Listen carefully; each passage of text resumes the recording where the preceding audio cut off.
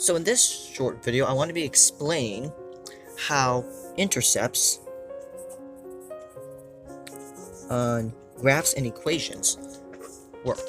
So let's say we have given equation 3x squared positive 4y squared equals 36, and let's examine the intercepts of that equation. So let me draw an xy graph, the Cartesian plane, and an x-intercept is where a point intercepts on the x-axis. So example, right here, which is 2, 0. That would be an x-intercept.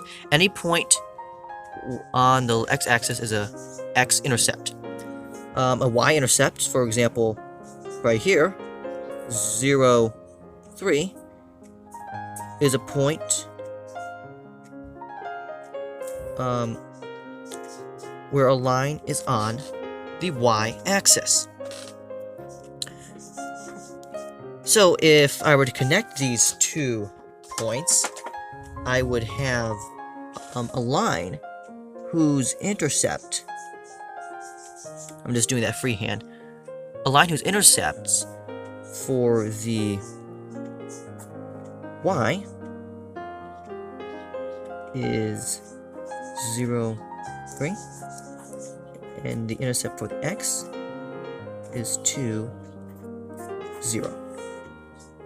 So for this equation, if I were to solve for the intercepts, I would need to make if I were to solve for, let's say, the x-intercept in this equation, the x-intercept, I would need to make the y 0. Because in this, we have x, y. In order to solve for the x-intercept, y has to be 0. And if I were to solve for the y-intercept, x has to be 0. Once you realize that, solving for intercepts on equations are easy. So we can do the following. 3x squared positive 4, we put a 0 in, because it would be 0 here. In order to be on the x-axis, you have to have in a 0 y value. We can easily solve. We get 3x squared equals 36, x equals positive negative 2 square root of 3. Therefore, our answer is positive negative 2 square root of 3 for the x value, and the y value is 0. Alright? And then for the y, we do the same exact procedure, but putting the 0 value in the x. 4y squared equals 36.